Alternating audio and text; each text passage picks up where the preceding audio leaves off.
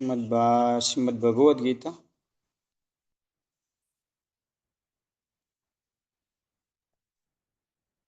ಮೊದಲನೇ ಅಧ್ಯಾಯ ಮೊದಲನೇ ಶ್ಲೋಕ.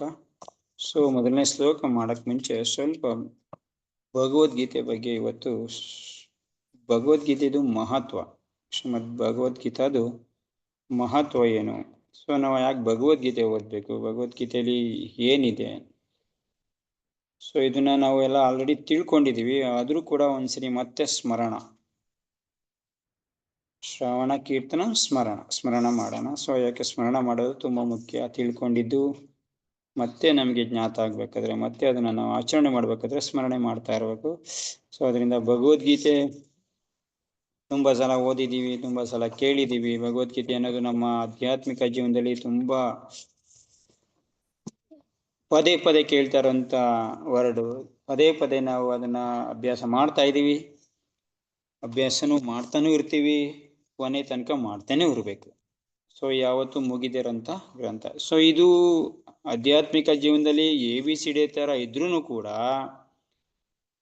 ಈ ABCD ಇದ್ರು ಮಾತ್ರ ನಾವು ಮುಂದೆ ವರ್ಡ್, ಸೆಂಟೆನ್ಸು, ಬುಕ್ ಬರೆಯಕ್ಕೆ ಎಲ್ಲದಕ್ಕೂ ಹಿಂಗೆ ತಾನೇ ಶುರುವಾಗೋದು. ಫಸ್ಟು ಒಂದು ವರ್ಡಿಂದ ಶುರು ಮಾಡ್ತೀವಿ. ಚಿಕ್ಕ ಮಕ್ಕಳು ಕಲಿಬೇಕಾದ್ರೆ ಒಂದು ವರ್ಡಿಂದ ಶುರು ಮಾಡ್ತಾರೆ. ಆ ವರ್ಡ್ ಆದ್ಮೇಲೆ ಒಂದು ಸೆಂಟೆನ್ಸ್ ಆಗುತ್ತೆ, ಸೆಂಟೆನ್ಸ್ ಆದ್ಮೇಲೆ ಒಂದು ಪದ್ಯ ಗದ್ಯ ಆಗುತ್ತೆ, ಅದು ಪದ್ಯ ಗದ್ಯ ಹೋಗಿ ಒಂದು ಬುಕ್ ಆಗುತ್ತೆ, ಬುಕ್ ಹೋಗ್ಬಿಟ್ಟು ಗ್ರಂಥ ಆಗುತ್ತೆ. ಇದೇ ತರ ಹೋಗ್ತಾನೆ ಇರುತ್ತಲ್ಲ. ಅದೇ ತರ ಇದಕ್ಕೆಲ್ಲ ಮೂಲ ಯಾವುದು? ABCD. ಓಕೆ. ಅದೇ ತರ ಆಧ್ಯಾತ್ಮಿಕ ಜೀವನದಲ್ಲಿ ಮೂಲ ರೂಪವಾಗಿ ನಾವು ಭಗವದ್ಗೀತೆ ಮೂಲ ರೂಪ. ಈ ಮೂಲನ ನಾವು ಅಕಸ್ಮಾತ್ ಏನಾರ ತಿಳ್ಕೊಳ್ಳಿಲ್ಲ ಅಂತಂದ್ರೆ, ಸರಿಯಾಗಿ ಅರ್ಥ ಮಾಡ್ಕೊಂಡಿಲ್ಲ ಅಂದ್ರೆ, ಈಗ ಅಕಸ್ಮಾತ್ ಒಬ್ಬ ವ್ಯಕ್ತಿಗ ABCD ಗೊತ್ತಿಲ್ಲ ಅಂತಂದ್ರೆ ಏನ್ ಮಾಡಕ್ಕಾಗತ್ತ? ಫಸ್ಟ್ ಕಲಿಬೇಕಾಗಿರೋದು ಅದನ್ನ ಅಲ್ವಾ? ನೀವ್ ಏನೇ ಕಲ್ತ್ರು ಕೂಡ ABCD ಮರೆಯಂಗೆ ಇಲ್ಲ.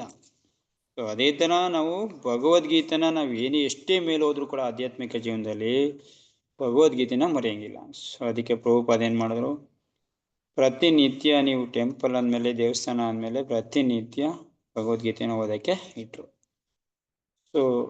ಅದರಿಂದ ಇದನ್ನ ಇಲ್ಲಿ ನಾವು ಇದೀವಿ, ತುಂಬಾ ಗೊತ್ತಿರೋರು ಇದೀವಿ, ಗೊತ್ತಿಲ್ಲದೆ ಇರೋರು ತುಂಬಾ ಜನ ಇದೀವಿ.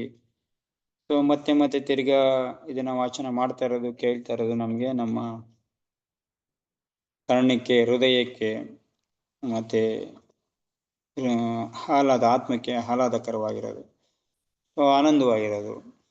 ಎಷ್ಟು ತಿಳ್ಕೊತೀವೋ ಅಷ್ಟು ಇದನ್ನ ಗೊತ್ತಿರೋರು ತಿಳಿದವರು ಹೇಳೋದು ಯಾವ ರೀತಿ ಅಂದ್ರೆ, ಇದರ ಭಗವದ್ಗೀತೆನ ಎಷ್ಟು ಆಳ ಅಧ್ಯಯನ ಮಾಡ್ತಾ ಇರ್ತೀವೋ ಅಷ್ಟು ಹೊಸ ಹೊಸ ವಿಷಯಗಳು ಬರ್ತಾ ಇರತ್ತೆ.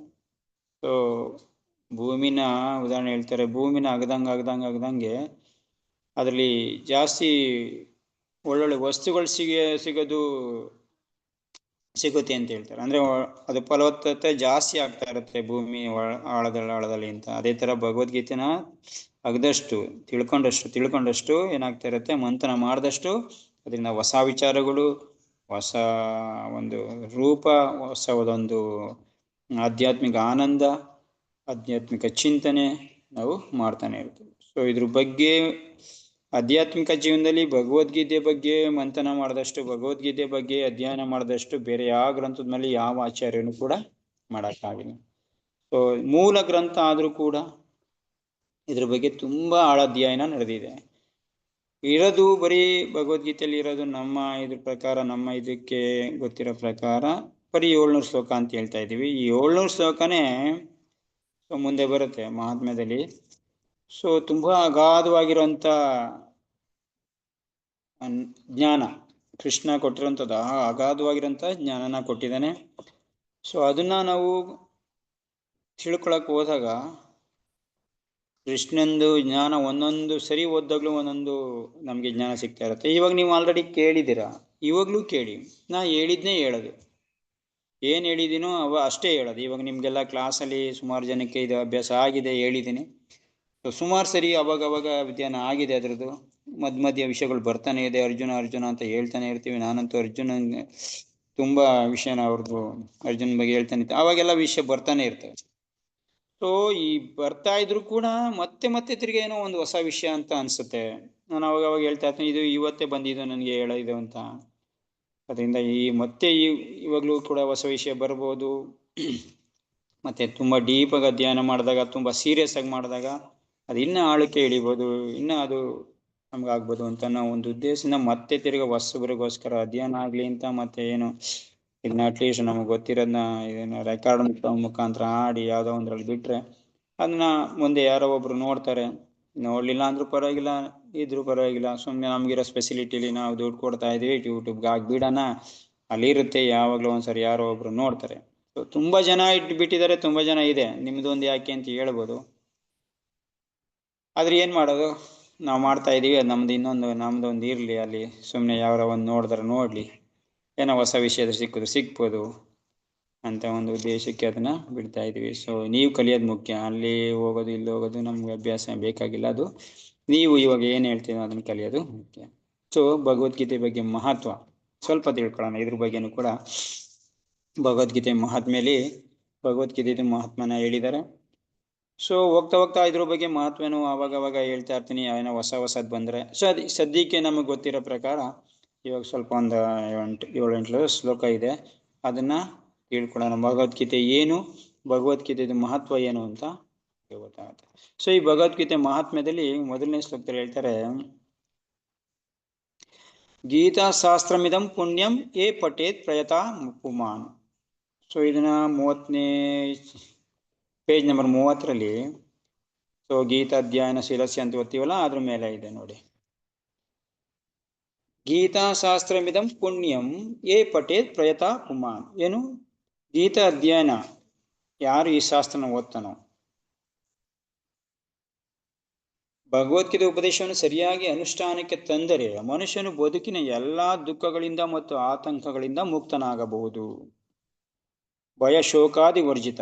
ಸೊ ಭಯ ಮತ್ತೆ ಶೋಕಗಳಿಂದ ವರ್ಜಿತ. ಸೊ ನಮಗೆ ಮೂಲವಾಗಿ ನಮಗೆ ನಮ್ಮ ಜೀವನದಲ್ಲಿ ಇರೋದು ಇದೆ, ಭಯ ಮತ್ತೆ ಶೋಕ. ಶೋಕ ಅಂತಂದ್ರೆ ಹಿಂದೆ ಏನಾಗಿದೆಯೋ ಅದನ್ನ ನೆನೆಸ್ಕೊಂಡು ಶೋಕ ಪಡ್ತಾ ಇರೋದು.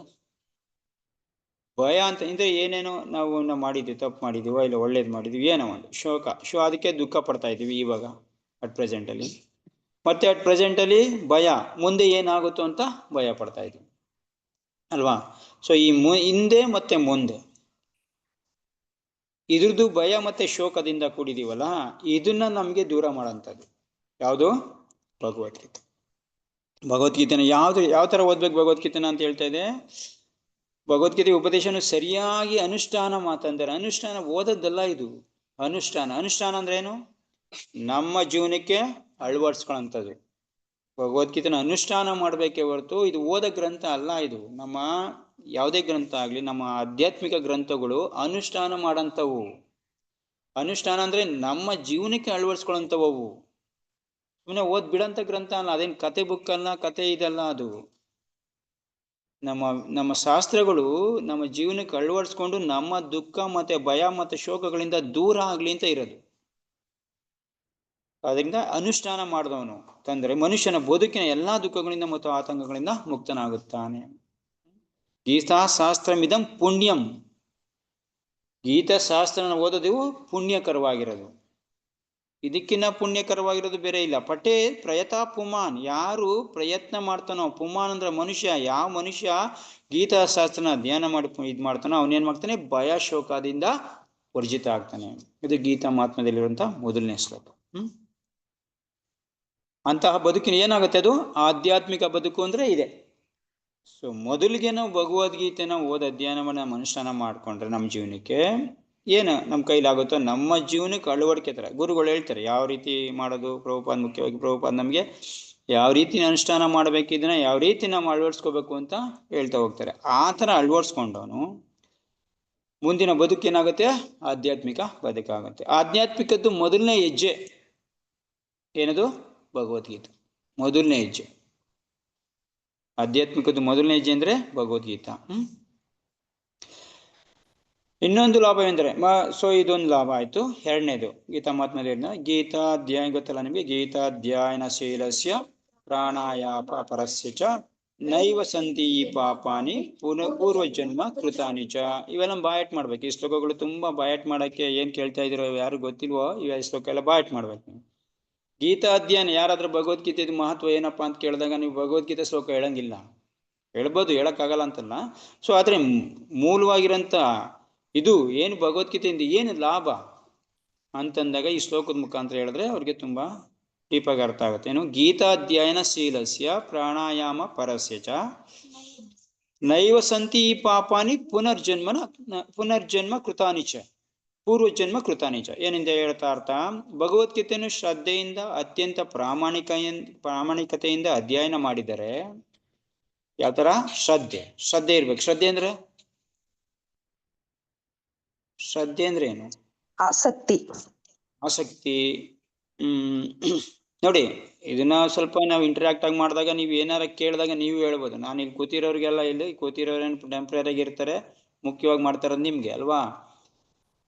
ಸೊ ನೀವು ಏನಾರ ಕೇಳಿದಾಗ ನೀವು ಕೂಡ ಉತ್ತರ ಹೇಳ್ಬೋದು. ಶ್ರದ್ಧೆ ಅಂದ್ರೆ ಆಸಕ್ತಿ. ಶ್ರದ್ಧಾ ಶಬ್ದೆ ವಿಶ್ವಾಸ ಕೈಯ ಸುದೃಢ ನಿಶ್ಚಯ ಕೃಷ್ಣೇ ಭಕ್ತಿ ಕೈಲೆ ಸರ್ವಕ್ರಮ ಕುತಾಯ ಅಂತ ಶ್ರೀಮದ್ ಚೈತನ್ಯ ಚರಿತಾಮೃತ ಒಂದು ಶ್ಲೋಕ ಬರುತ್ತೆ. ಶ್ರದ್ಧೆ ಅಂತಂದ್ರೆ ಒಂದು ತುಂಬಾ ಘನ ವಿಷಯದಲ್ಲಿ, ಅಂದ್ರೆ ತುಂಬಾ ನಾವು ಇದ್ರ ವಿಷಯದಲ್ಲಿ, ಒಂದು ಮಹತ್ವವಾಗಿರುವಂತ ವಿಷಯದಲ್ಲಿ, ಬೇಕಾಗಿರುವಂತ ವಿಷಯದಲ್ಲಿ ದೃಢವಾಗಿರೋದು, ಅದರಲ್ಲಿ ವಿಶ್ವಾಸ ಇಡದೆ ಶ್ರದ್ಧೆ ಒಂದು ತುಂಬಾ ಘನವಾಗಿರೋಂಥ, ತುಂಬಾ ಮಹತ್ವವಾಗಿರೋಂಥ ವಿಷಯದಲ್ಲಿ ವಿಶ್ವಾಸ ಇಡದೆ ಶ್ರದ್ಧೆ, ಅದ್ರ ಮೇಲೆ ವಿಶ್ವಾಸ ಇಡದೆ ಶ್ರದ್ಧೆ ಅಂತ ಚೈತನ್ಯ ಚರಿತಾಮೃತ. ಅಂದ್ರೆ ಈಗ ನಾವು ಭಗವಂತ ಯಾರ ಮೇಲೆ ಶ್ರದ್ಧೆ ಅಂತಂದ್ರೆ ಯಾರ ಮೇಲೆ ವಿಶ್ವಾಸ ಇಡ್ಬೇಕು? ಕೃಷ್ಣನ ಮೇಲೆ ವಿಶ್ವಾಸ ಇಡ್ಬೇಕು. ಇವಾಗ ಭಗವದ್ಗೀತೆ ಓದ್ತಾ ಇದೀವಿ ಅಂತಂದ್ರೆ ಕೃಷ್ಣನ ಮೇಲೆ ವಿಶ್ವಾಸ ಇಲ್ಲ ಅಂತಂದ್ರೆ ಇದು ಜಸ್ಟ್ ಒಂದು ಜ್ಞಾನ ಗ್ರಂಥ ಆಗ್ಬಿಡುತ್ತೆ. ಒಂದು ಈ ಬೇರೆಯವರೆಲ್ಲ ಹೇಳ್ತಾರೆ ಇದನ್ನ ಪ್ರಭುಪಾದ್ ಬರ್ದಿರೋದು ಇದು ಭಕ್ತಿ ಭಾವಾರ್ಥ, ಬೇರೆಯವರೆಲ್ಲ ಇದು ಜ್ಞಾನ ಭಾವಾರ್ಥ ಇರುತ್ತೆ ಅವರಲ್ಲಿ, ಇಲ್ಲ ಅಷ್ಟಾಂಗ ಭಾವಾರ್ಥ ಇರುತ್ತೆ. ಅವ್ರು ಬರ್ದಿರೋಂಥ ಭಾವಾರ್ಥದ ಮೇಲೆ ಅದನ್ನ ಕಲ್ತ್ಕೊಳ್ತಾ ಇರ್ತಾರೆ. ಆದ್ರೆ ಪ್ರಭುಪಾದ್ ಬರ್ದಿರೋದು ಭಕ್ತಿ ಭಾವಾರ್ಥ. ಭಗವದ್ಗೀತೆ ಓದಿದ್ಮೇಲೆ ಕೃಷ್ಣ ಮೇಲೆ ಭಕ್ತಿ ಬಿಡ್ಬೇಕು. ಕೃಷ್ಣನ ಮೇಲೆ ಭಕ್ತಿ ಹುಟ್ಟು ನಾವು ಅದನ್ನ ಅಳವಡಿಸ್ಕೊಂಡು ನಾವು ಈ ಕಷ್ಟದಿಂದ ದೂರ ಆಗ್ಬೇಕು. ಬರೀ ಜ್ಞಾನ ತಿಳ್ಕೊಂಡ್ರೆ ಏನಾಗುತ್ತೆ? ಭಕ್ತಿ ಮಾಡ್ಲಿಲ್ಲ ಅಂತಂದ್ರೆ ಇದು ಭಕ್ತಿ ಗ್ರಂಥ. ಅದಕ್ಕೆ ಯಥಾರೂಪ ಅಂತ ಹೇಳ್ತಾ ಇರೋದು ಪ್ರಭುಪಾದ್. ಅದಕ್ಕೆ ಈ ಗ್ರಂಥ ಓದ್ಮೇಲೆ ಸುಮಾರು ಜನ ಭಕ್ತರಾಗಿದ್ದು. ಇದಕ್ಕಿಂತ ಮುಂಚೆ ಎಷ್ಟೋ ಗ್ರಂಥಗಳು ಇತ್ತು ಭಗವದ್ಗೀತೆ ಮೇಲೆ ಬರೆದಂತ ವ್ಯಾಖ್ಯಾನ ಇದ್ದು, ಅದನ್ನು ಓದ್ಬಿಟ್ಟು ಯಾರು ಭಕ್ತರಾಗ್ಲಿಲ್ಲ. ಏನೋ ಜ್ಞಾನ ತಿಳ್ಕೊಂಡ್ರು, ಭಗವದ್ಗೀತೆ ಹಿಂಗಿದೆ ಹಂಗಿದೆ ಅಂತ. ನೋಡಿ, ಮಹಾತ್ಮ ಗಾಂಧಿನೂ ಭಗವದ್ಗೀತೆ ಓದಿದ್ರು, ಮಹಾತ್ಮ ಗಾಂಧಿನೂ ಅನುಷ್ಠಾನ ಮಾಡ್ತಿದ್ರು, ಆದ್ರೆ ರಾಜಕೀಯ ಬಿಟ್ಟು ಬರ್ಲಿಲ್ಲ. ಹೋಗ್ಲಿ, ರಾಜಕೀಯ ಮಾಡಿದ್ರು ತಾನೆ, ಅದೊಂದು ಕಸಬು ಒಂದು ವೃತ್ತಿ ಅನ್ಕೊಳ್ಳೋಣ, ಮಾಡಿದ್ರು ತಾನೆ. ಎಲ್ಲ ಲಾಸ್ಟ್ ಅಲ್ಲಿ ಎಲ್ಲ ಬಿಟ್ಬಿಟ್ಟು ಅವ್ರು ಪೂರ್ಣ ಪ್ರಮಾಣದಲ್ಲಿ ಎಲ್ಲ ಬಿಟ್ಬಿಟ್ಟು ಆದ್ಮೇಲೆ ಭಗವದ್ಗೀತೆಗೆ ಅಡಾಪ್ಟ್ ಆಗಿ ಪೂರ್ಣ ಭಕ್ತಿ ಮಾಡ್ಬೇಕಿತ್ತು ತಾನೆ. ಅಳವಡಿಸ್ಕೊಂಡಿದ್ರು, ಮಾಡ್ತಿದ್ರು, ಆದ್ರೆ ಅವ್ರು ವೃತ್ತಿನ ಬಿಡ್ಲಿಲ್ಲ ಪೂರ್ಣ ಪ್ರಮಾಣದಲ್ಲಿ. ಲಾಸ್ಟ್ಗೆ ಭಗವಂತನ ಧಾಮಕ್ಕೆ ಹೋಗ ರಾಮ ಅಂತ ಅಂದ್ರು ಏನೋ, ಅವ್ರು ದೇಹ ಬಿಡ್ಬೇಕಾದ್ರೆ ಅದು ಬೇರೆ ಪ್ರಶ್ನೆ. ಆದ್ರೆ ಪೂರ್ಣ ಪ್ರಮಾಣದಲ್ಲಿ ನಮ್ಮ ಜೀವನಕ್ಕೆ ಅಳವಡಿಸ್ಕೊಳ್ಳೋದು ಭಗವದ್ಗೀತೆದು ಮುಖ್ಯ ಉದ್ದೇಶ. ಇಲ್ಲಿ ನೋಡಿ, ಏನು ಶ್ರದ್ಧೆ ಇರ್ಬೇಕು. ಇದಕ್ಕೋಸ್ಕರ ಶ್ರದ್ಧೆ ಅಂದ್ರೆ ಮತ್ತೆ ಪ್ರತಿನಿತ್ಯ ಅನುಷ್ಠಾನ ಮಾಡ್ತಾ ಇರುವಂತ ಗ್ರಂಥ ಶ್ರದ್ಧೆ ಅಂತಂದ್ರೆ. ಮತ್ತೆ ಪ್ರಾಮಾಣಿಕತೆ ಏನು? ಇದನ್ನ ಏನ್ ಕೇಳ್ತಾ ಇದೀವಿ ಅದನ್ನ ಪ್ರಾಮಾಣಿಕತೆಯಿಂದ ಅದನ್ನ ಕೇಳೋದು ಮತ್ತೆ ಅನುಷ್ಠಾನ ಮಾಡೋದು. ಎಷ್ಟು ಸಾಧ್ಯನೋ ಅಷ್ಟನ್ನು ಅನುಷ್ಠಾನ ಮಾಡ್ತಾ ಇರ್ಬೇಕು ಅಂತ ಅಧ್ಯಯನ ಮಾಡಿದ್ದಾರೆ. ಭಗವಂತನ ಕೃಪೆಯಿಂದ ಇಷ್ಟೆಲ್ಲ ಅಧ್ಯಯನ ಮಾಡಿದ್ರು ಕೂಡ ಯಾರ ಕೃಪೆ ಬೇಕು? ಭಗವಂತನ ಕೃಪೆಯಿಂದ. ಅಂತ ಮನುಷ್ಯನ ಇಂದಿನ ಪಾಪ ಕರ್ಮಗಳು, ನಮ್ಮ ಪಾಪ ಕರ್ಮಗಳು ಸವಿಬೇಕಾದ್ರೆ ನಾವೇನ್ ಮಾಡಿದೀವೋ ಗೊತ್ತಿಲ್ಲ, ಎಷ್ಟು ಮಾಡಿದೀವೋ ಗೊತ್ತಿಲ್ಲ, ಎಷ್ಟು ಜನ್ಮದಿದೆಯೋ ಗೊತ್ತಿಲ್ಲ. ಈ ಪಾಪ ಕರ್ಮದೆಲ್ಲ ಪಾಪ ಸವಿಬೇಕಾದ್ರೆ ಭಗವದ್ಗೀತೆನ ಶ್ರದ್ಧೆಯಿಂದ ಪ್ರಾಮಾಣಿಕತೆಯಿಂದ ಓದಿದ್ರೆ ಅವನ ಪಾಪ ಎಲ್ಲ ಏನಾಗುತ್ತೆ? ಪರಿಣಾಮ ಪಾಪ ಕರ್ಮಗಳು ಇರುತ್ತೆ, ಬಟ್ ನಮ್ಮ ಮೇಲೆ ಪರಿಣಾಮ ಬೀರಲ್ಲ. ಯಾವ್ದ್ರಿಂದ? ಭಗವದ್ಗೀತೆನ ಶ್ರದ್ಧೆಯಿಂದ ಅಧ್ಯಯನ ಮಾಡಿ. ಇದು ಗೀತಾ ಮಹಾತ್ಮ್ಯದಲ್ಲಿರುವಂತಹ 2ನೇ ಶ್ಲೋಕ. ಓಕೆ, ಪೂರ್ವ ಜನ್ಮ ಕೃತಾನಿಚ, ನಮ್ಮ ಪಾಪಗಳು, ಪೂರ್ವ ಜನ್ಮದ ಪಾಪಗಳು ನಮ್ಮ ಮೇಲೆ ಪರಿಣಾಮ ಮಾಡಲ್ಲ. ನೆಕ್ಸ್ಟ್ ಹೇಳ್ತಾರೆ ಕೃಷ್ಣ ಇದನ್ನು ಭಗವದ್ಗೀತೆಯಲ್ಲಿ ಇದನ್ನು ಸ್ಪಷ್ಟ ಮಾಡ್ತಾನೆ. ಇದು ಭಗವದ್ಗೀತೆ, ಇದು ಗೀತಾ ಮಹಾತ್ಮ್ಯದಲ್ಲಿ ಇಲ್ಲ. ಏನು? ಸರ್ವ ಧರ್ಮಾನ್ ಪರಿತ್ಯಜ್ಯ ಮಾಮೇಕಂ ಶರಣಂ ಭಜ ಅಹಂ ಸರ್ವ ಪಾಪೇಭ್ಯೋ ಮೋಕ್ಷಯಿಷ್ಯಾಮಿ ಮಾ ಶುಚಃ. ಸೊ ಕೃಷ್ಣ ಹೇಳ್ತಾ ಇದ್ದಾನೆ,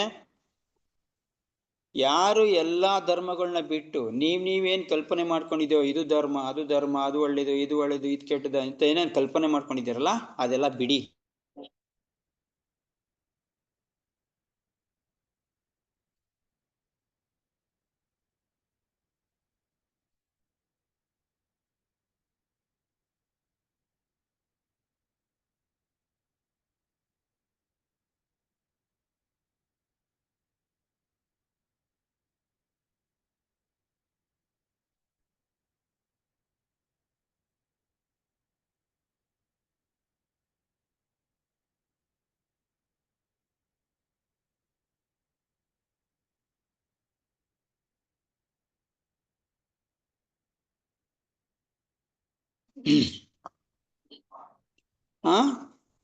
ಸರಿ, ಎಲ್ಲಾ ಧರ್ಮನ ಬಿಡು, ನನಗ್ ಶರಣಾಗು. ಸಾರಿ, ನನಗೆ ನೀನು ಶರಣಾಗು.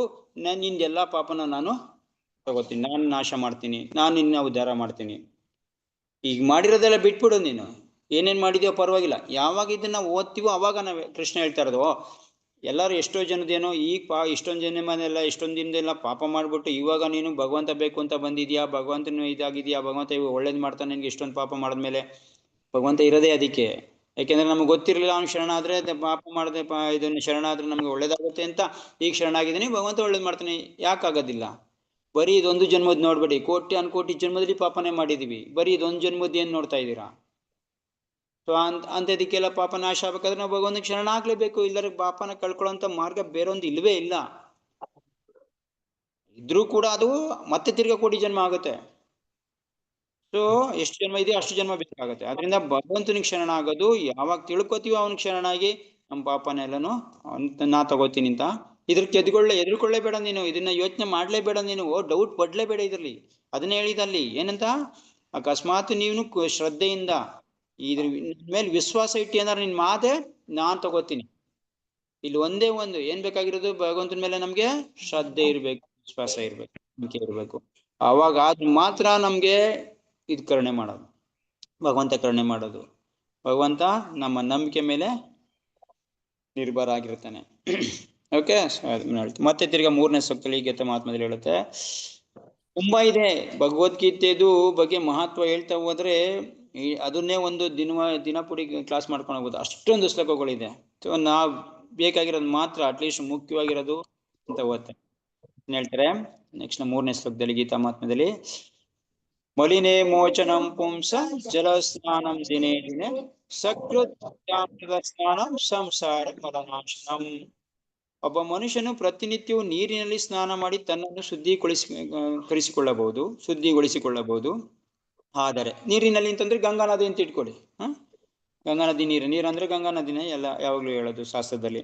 ಸೊ ಗಂಗಾ ನದಿಲಿ ಅಕಸ್ಮಾತ್ ಸ್ನಾನ ನೀವು ಮಾಡಕ್ ಹೋದ್ರೆ ಶುದ್ಧೀಕರಿಸ್ಕೋಬಹುದು, ನೀವು ಶುದ್ಧ ಆಗ್ಬೋದು ಮೇಲ್ಗಡೆ ನೋಡಿಕೆ. ಆದರೆ ಭಗವದ್ಗೀತೆಯ ಪವಿತ್ರ ಗಂಗಾ ಜಲದಲ್ಲಿ, ಪವಿತ್ರವಾಗಿರಂತ ಭಗವದ್ಗೀತೆಯನ್ನು ಗಂಗಾ ಜಲದಲ್ಲಿ ಏನಾರ ಸ್ನಾನ ಒಮ್ಮೆ ಆದರೂ ಸ್ನಾನ ಮಾಡಿದರೆ ಅಂತ ಐಕ ಜೀವನದ ಕೊಳೆಯೆಲ್ಲ ಸಂಪೂರ್ಣವಾಗಿ ನಾಶವಾಗಿ ಹೋಗುತ್ತದೆ. ಸೊ ವ್ಯಕ್ತಿ ನೀರಲ್ಲಿ ಸ್ನಾನ ಮಾಡೋದ್ರಿಂದ ಮೇಲ್ಗಡೆ ಕೊಳೆ ಮಾತ್ರ ಹೋಗುತ್ತೆ. ಗೀತೆ ಜಲದಲ್ಲಿ ಸ್ನಾನ ಮಾಡಿದ್ರೆ ಅಂದ್ರೆ ಅರ್ಥ ಏನು? ಭಗವದ್ಗೀತೆ ಜಲದಲ್ಲಿ ಸ್ನಾನ ಮಾಡೋದಂದ್ರೆ ಅರ್ಥ ಏನು? ಭಗವದ್ಗೀತೆ ಓದೋದು. Very good. ಭಗವದ್ಗೀತೆನ ಓದಿ ಅರ್ಥ ಮಾಡ್ಕೊಂಡು ಅದರಲ್ಲಿ ಸ್ನಾನ ಮಾಡೋದಾದ್ರೆ ನಾವು ಏನಾಗ್ತೀವಿ? ಈ ಐಕ ಜೀವನಾನ ಕೊಳೆನ ತಿಳ್ಕೊಬೇಕು. ಈ ಭೌತಿಕ ಅಂದ್ರೆ ಈ ಭೌತಿಕ ಪ್ರಪಂಚದ್ದು ಕೊಳೆಯಿಂದನೇ ನಮ್ಗೆ ಮುಕ್ತಿ ಸಿಕ್ಬಿಡುತ್ತೆ. ಸೊ ಪಾಪ ಎಲ್ಲ ಪರಿಹಾರ ಆಗ್ಬಿಡುತ್ತೆ. ಎಲ್ಲಾ ಪಾಪಗಳು ಪರಿಹಾರ ಆಗ್ಬಿಡುತ್ತೆ. ನಾವು ಮಾಡಿರೋಂಥ ಏನೇನ್ ಪಾಪ ಇರುತ್ತೋ ಅದೆಲ್ಲ ಪರಿಹಾರ ಆಗುತ್ತೆ. ಸೊ ಅದರಿಂದ ಭಗವದ್ಗೀತೆಯ ಜಲದಲ್ಲಿ ಸ್ನಾನ ಮಾಡ್ಬೇಕು ದಿನ ಅಂತ ಹೇಳೋದು. ಹೇಳ್ತಾರೆ ಅಕಸ್ಮಾತ್ ನೀನು ತುಂಬಾ ಜನಕ್ಕೆ ಇದು ಏನು ಬೆಳಿಗ್ಗೆ ಸ್ನಾನ ಮಾಡಿ ನಾವು ಮಡಿ ಆಗ್ಬೇಕು ಅನ್ನೋದು ತುಂಬಾ ದೊಡ್ಡ ಪ್ರಶ್ನೆ ಅಲ್ವಾ? ಇದು ಹೌದು, ಇದನ್ನು ಇಲ್ಲ ಅಂತ ಹೇಳಕ್ಕಾಗಲ್ಲ, ಇದು ಒಳ್ಳೇದು, ತುಂಬಾ ಸರಿನೇ. ಆದ್ರೆ ಅಕಸ್ಮಾತ್ ನೀವು ಒಂದು ಪಕ್ಷ ದೇಹಕ್ಕೆ ಸ್ನಾನ ಮಾಡೋದು ಮರೆತು ಕೂಡ ಆತ್ಮಕ್ಕೆ ಸ್ನಾನ ಮಾಡೋದು ಮರಿಬಾರ್ದು. ಆತ್ಮಕ್ಕೆ ಸ್ನಾನ ಯಾವುದು? ಭಗವದ್ಗೀತೆ ಓದೋದು ಮತ್ತೆ ಭಗವಂತ ನಾಮ ಸ್ಮರಣೆ ಮಾಡೋದು. ನಾಮ ಸ್ಮರಣೆಯಲ್ಲಿ ನೀನು ಸ್ನಾನ ಮಾಡು. ಮೇಲ್ಗಡೆ ಬರೀ ದೇಹ ಕೊಳೆ ತೊಳ್ಕೊಳ್ಳೋದು ಅಷ್ಟೇ ಅದು. ಆದ್ರೆ ನೀವ್ ಮಾಡ್ಬೇಕಾಗಿರೋದು ಯಾವ್ದ್ರದ್ದು ಕೊಳೆ ತೊಳ್ಕೊಳಕ್ಕೆ? ಆತ್ಮ ಕೊಳೆ ತೊಳ್ಕೊಳಕ್ಕೆ. ನಮ್ಮ ಮನಸ್ಸು ಬುದ್ಧಿ ಅಹಂಕಾರದ್ದು ಕೊಳೆ ತೊಳ್ಕೊಳಕ್ಕೆ ಮಾಡಬೇಕು. ಅದು ಕೊಳೆ ತೊಳ್ಕೊಳ್ಳೋದಂದ್ರೆ ಭಗವಂತನ ಭಗವದ್ಗೀತೆ ಭಗವದ್ಗೀತೆ ಸ್ಟಡಿ ಮಾಡೋದು. ಸೊ ಇದರಿಂದ ಜೀವನದ ಕೊಳೆನೇ ನಾಶ ಆಗ್ಬಿಡುತ್ತೆ. ಈಗ ದೊಡ್ಡ ದೊಡ್ಡ ಋಷಿ ಮುನಿಗಳು ಗೊತ್ತು ನಿಮಗೆ, ದೊಡ್ಡ ದೊಡ್ಡ ಋಷಿ ಮುನಿಗಳು ತುಂಬಾ ತುಂಬಾ ಗೌಪ್ಯವಾಗಿರ್ತಾರೆ, ಅವ್ರು ಯಾರಿಗೂ ಕಾಣಿಸಲ್ಲ ಅಂತ ಇಟ್ಕೊಳ್ಳಿ. ಅವರೆಲ್ಲ ಸ್ನಾನನೇ ಮಾಡಲ್ಲ, ಯಾವಾಗ್ಲೂ ಭಗವಂತ ಸ್ಮರಣೆಯಲ್ಲೇ ಇರ್ತಾರೆ, ಭಗವಂತ ನಾಮ ಸ್ಮರಣೆಯಲ್ಲೇ ಇರ್ತಾರೆ. ಅವ್ರಿಗೆ ಮೇಲ್ಗಡೆ ಕೊಳೆ ತೊಳ್ಕೊಳ್ಳೋದು, ಮೇಲ್ಗಡೆ ಸ್ನಾನ ಮಾಡೋದು ಅವ್ರಿಗೆ ಅಭ್ಯಾಸನೇ ಇರಲ್ಲ ನಿಜ ನೋಡಿದ್ರೆ. ಯಾಕೆಂದ್ರೆ ಅವ್ರಿಗೆ ಆ ಸ್ನಾನ ಮಾಡ್ಕೊಳ್ಳೋದು ಕೂಡ ಒಂದ್ ರೀತಿ ಇಂದ್ರಿಯ ತೃಪ್ತಿನ ಭಾವನೆ ಇಲ್ಲ. ಸ್ನಾನ ಮಾಡ್ಕೊಳ್ಳೋದು ಕೂಡ ನಮ್ಗೆ ಏನೋ ಟೈಮ್ ಎಷ್ಟು, ಭಗವಂತನ ಸ್ಮರಣೆಯಲ್ಲಿ ನಾಮ ಸ್ಮರಣೆಯಲ್ಲಿ ಟೈಮ್ ಎಷ್ಟಾಗುತ್ತೆ, ಮತ್ತೆ ಅದನ್ನ ಸ್ನಾನ ಮಾಡ್ಕೋಬೇಕಾದ್ರೆ ಇನ್ನೊಂದು ಯಾವುದೋ ಒಂದು ವ್ಯವಸ್ಥೆ ಬೇಕು, ಏನೋ ಬೇಕು. ಅಂದ್ರೆ ಅವ್ರು ಮೇಲ್ಗಡೆ ಮಡಿಲೇ ಅವ್ರಿಗೂ ಪ್ರಜ್ಞೆ ಇರಲ್ಲ. ಆದ್ರೆ ನಮ್ಮಂತವ್ರಿಗೆ ಅದಾಗೋದಿಲ್ಲ, ನಾವು ಸ್ವಲ್ಪ ಮಡಿ ಮಾಡ್ಬೇಕು, ಇದೆಲ್ಲ ಮಾಡ್ಬೇಕು ಅಂತ. ಸೊ ಜಸ್ಟ್ ಸ್ನಾನ ಮಾಡ್ಕೊ ಬಂದು ಭಗವದ್ಗೀತೆನ ಓದಕ್ಕೆ ಕೂತ್ಕೋಬೇಕು ಅನ್ನೋದು ಮುಖ್ಯ ವಿಷಯ. ಓಕೆ, ಸೊ ನಮ್ಗೆ ಭಗವದ್ಗೀತೆನ ಸಕೃತ್ ಗೀತಾಮೃತ ಸ್ನಾನಂ, ಗೀತಾ ಅಮೃತ, ಅಮೃತ ಅನ್ನೋದ್ರಲ್ಲಿ ಸ್ನಾನ ಮಾಡಬೇಕು. ಸಂಸಾರ ಮಲನಾಶನಂ, ಸಂಸಾರ ಅಂದ್ರೆ ಈ ಭೌತಿಕ ಪ್ರಪಂಚದ ಮಲ ಕೊಳೆ ಏನಿದೆ ಅದನ್ನೇ ನಾಶ ಮಾಡ್ಬಿಡುತ್ತೆ. ಸೊ ಭಗವದ್ಗೀತಾ. ಓಕೆ, ನೆಕ್ಸ್ಟ್ 4ನೇ ಸೂಕ್ತ ಹೇಳ್ತಾರ, ಗೀತಾಸು ಗೀತ ಕರ್ತವ್ಯ ಕಿಮೇ ಶಾಸ್ತ್ರ ವಿಸ್ತರೇ ಯಾ ಸ್ವಯಂ ಪದ್ಮನಾಭಸ್ಯ ಏನ್ ಹೇಳ್ತಾರೆ, ಭಗವದ್ಗೀತೆಯನ್ನು ದೇವತಾ ಪರಮ ಪುರುಷನೇ ಹೇಳಿರುವುದರಿಂದ ಬೇರೆ ಯಾವುದೇ ವೈದಿಕ ಸಾಹಿತ್ಯವನ್ನು ಓದುವ ಅಗತ್ಯವಿಲ್ಲ. ಗಮನವಿಟ್ಟು ಸದಾ ಭಗವದ್ಗೀತೆಯನ್ನು ಕೇಳಿದರೆ ಮತ್ತು ಓದಿದರೆ ಸಾಕು. ಹಿಂದಿನ ಯುಗದಲ್ಲಿ ಜನರು ಪ್ರಾಪಂಚಿಕ ಚಟುವಟಿಕೆಗಳಲ್ಲಿ ಎಷ್ಟರ ಮಟ್ಟಿಗೆ ತಲ್ಲೀನರಾಗಿದ್ದಾರೆ ಎಂದರೆ ಅವರಿಗೆ ಎಲ್ಲ ವೈದಿಕ ಸಾಹಿತ್ಯವನ್ನು ಓದುವುದಕ್ಕೆ ಸಾಧ್ಯವಿಲ್ಲ. ಆದರೆ ಅದು ಅಗತ್ಯವಿಲ್ಲ. ಈ ಒಂದು ಕೃತಿ ಭಗವದ್ಗೀತೆ ಸಾಕು, ಏಕೆಂದರೆ ಅದು ಎಲ್ಲಾ ವೈದಿಕ ಸಾಹಿತ್ಯದ ಸಾರ. ವಿಶೇಷವಾದ ಕಾರಣವೆಂದರೆ ಅದನ್ನು ದೇವತಾ ಪರಮ ಪುರುಷನೇ ಹೇಳಿದ್ದಾನೆ. ಸ್ವಯಂ ಯಾ ಸ್ವಯಂ ಪದ್ಮನಾಭಸ್ಯ, ಇದನ್ನ ಯಾರು ಹೇಳಿದ್ದಾರೆ? ಸ್ವಯಂ ಭಗವಂತನೇ ಹೇಳಿದ್ದಾನೆ. ನಂದು ಧ್ಯಾನ ಮಾಡು, ನನ್ನ ಭಜನೆ ಮಾಡು, ನನ್ನ ಕೀರ್ತನೆ ಮಾಡು, ನನ್ನ ನಾಮ ಜಪ ಮಾಡು, ನಿನಗೆ ಎಲ್ಲ ಮೋಕ್ಷದಿಂದ ಕೊಡು. ಸರ್ವಧರ್ಮನ್ ಪದ ಏನು? ನನಗೊಬ್ಬನಿಗೆ ಮಾಡು ಅಂತ ಭಗವಂತ ಹೇಳ್ತಾರೆ. ಎಲ್ಲಾರ್ಗ್ ಬೇಕಾರಾಗು, ಹೆಂಗ್ ಬೇಕಾರಾಗು, ಏನ್ ಬೇಕಾರಾಗು ಅಂತ. ಮಾಂ ಏಕಂ, ನನ್ನೊಬ್ಬನಿಗೆ ಶರಣಾಗತನಾಗೋದು. ಇಲ್ಲೂ ಹೇಳ್ತಾ ಇರೋದು ಭಗವದ್ಗೀತೆ ಮಾತ್ರ ಅಂತ ಹೇಳ್ತಾ ಇರೋದು, ಬೇರೆ ಶಾಸ್ತ್ರ ಅಗತ್ಯ ಇಲ್ಲ. ನೋಡಿ, ಬೇರೆ ಶಾಸ್ತ್ರಗಳ ಬಗ್ಗೆ ನಮ್ಗೆ ಕಿಂಚಿತ್ ಸ್ವಲ್ಪ ಆ ಕಡೆ ಈ ಕಡೆ ಇದಾಗ್ಬೋದೇನು, ಬೇರೆ ಬೇರೆ ಶಾಸ್ತ್ರಗಳು ಯಾಕೆ ಬರೆದ್ರು ಹಂಗಾದ್ರೆ, ಅದೇ ಭಗವಂತ ಬರ್ದಿರೋನು ಯಾಕೆ ಬೇಕಿತ್ತು ಅದೆಲ್ಲ ಅಂತ ನಮ್ಗೆ ಸ್ವಲ್ಪ ಕಸಿವಿಸಿ ಆಗ್ಬೋದು. ಅಕಸ್ಮಾತ್ ನಿಮ್ಗೆ ಟೈಮ್ ಇಲ್ಲ ಅಂದ್ರೆ, ಅದನ್ನ ಓದಕ್ಕಾಗಲ್ಲ ಅಂದ್ರೆ, ಅದಕ್ಕೆ ಸ್ಪೆಸಿಲಿಟಿ ಇಲ್ಲ ಅಂತಂದ್ರೆ, ನಿಮ್ಗೆ ಬುದ್ಧಿ ಇಲ್ಲ ಅಂದ್ರೆ, ಇವೆಲ್ಲ ಇದೆ ತಾನೇ ನಮ್ಗೆ, ಇವೆಲ್ಲ ಆಗಿದೆ. ಹಂಗಾದ್ರೆ ಭಗವದ್ಗೀತೆ ಸಾಕು ಅಂತ ಅರ್ಥ. ಅಕಸ್ಮಾತ್ ಓದಿದ್ರೆ ಓದಿ, ತೊಂದರೆ ಇಲ್ಲ. ನೀವೆಲ್ಲ ಗ್ರಂಥನು ಓದಿ. ಟೈಮ್ ಇದ್ರೆ, ನಿದ್ದೆ ಬರ್ಲಿಲ್ಲ ಅಂದ್ರೆ ಬೇಕಾದ್ರೆ ಓದಿ. ನಿದ್ದೆ ಬರ್ತಾರೆ ಟೈಮ್ ಸ್ವಲ್ಪ ಸಮಯ ತಾನೇ ಇರೋದು ನಮ್ಗೆ. ಅವಾಗ ಏನ್ ಮಾಡಿ, ಭಗವದ್ಗೀತೆ ಓದ್ಕೊಂಡ್ಬಿಡಿ ಸಾಕು. ಮಿಕ್ಕ ಟೈಮಲ್ಲಿ ನಿದ್ದೆ ಮಾಡಿ ಪರವಾಗಿಲ್ಲ.